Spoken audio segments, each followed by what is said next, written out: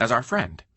It helps plants grow, keeps us warm, and who doesn't love to lie on the beach on a sunny day? But for all of its good qualities, the sun can also be harmful in large amounts. That's why we invented sunscreen. The purpose of sunscreen is to shield the body from the sun's ultraviolet rays, which have several harmful effects including sunburn, aging, and skin cancer promotion. These rays are separated by their different wavelengths into types such as UVA and UVB, which exert a variety of effects in the skin due to the absorption patterns of chromophores, the parts of the molecules responsible for their color. The primary two chromophores are hemoglobin, found in our red blood cells, and melanin, which gives our skin its pigment. We know that UVB rays cause the skin to burn.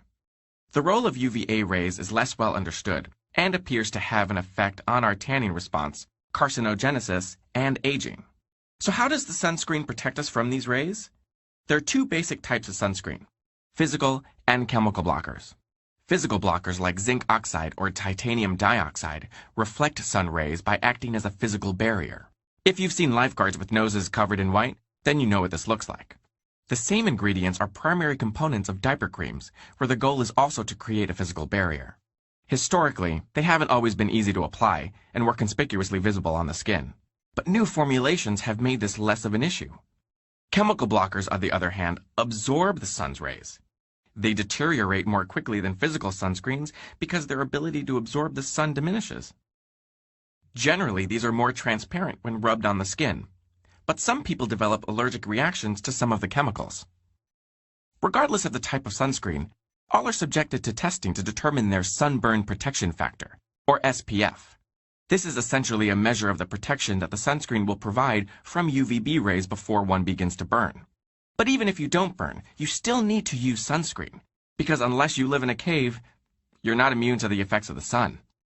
It is true that darker-skinned people and those who tan easily have more built-in protection from sunburns, but they are still vulnerable to the effects of UVA.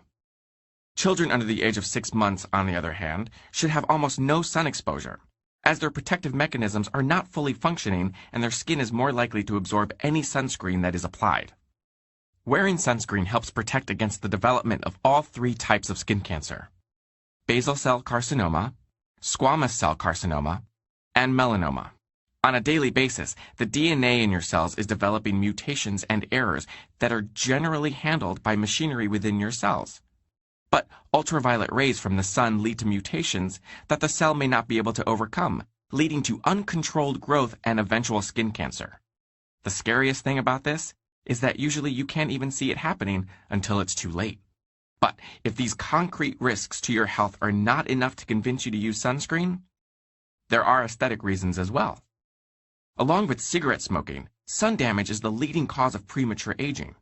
Photoaging from chronic sun exposure leads to a loss of elasticity in the skin. In other words, making it look saggy. Take a look at this truck driver whose left side was chronically exposed to the sun, and notice the difference. This is an important point. Car windows block UVB, the burn rays, but not UVA, the aging rays. It is recommended to use sunscreen daily, but you should pay special attention before prolonged sun exposure, or when at the beach, or among snow, since the reflectivity of water and ice amplifies the sun's rays.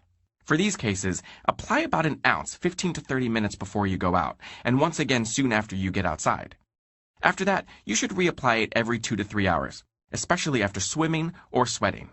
Otherwise, you should wear protective clothing with ultraviolet protection factor, or UPF. Stay in shaded areas such as under trees or an umbrella, and avoid the sun at the peak hours of 10 a.m. to 4 p.m. And what's the best kind of sunscreen? Everyone will have their preference, but look for the following things: broad spectrum, SPF of at least 30, and water resistant. A light moisturizer with SPF 30 should be good for daily use. Take note if you decide to use a spray. They take several coats to effectively cover your skin, like painting a wall with a spray can versus a paintbrush. So,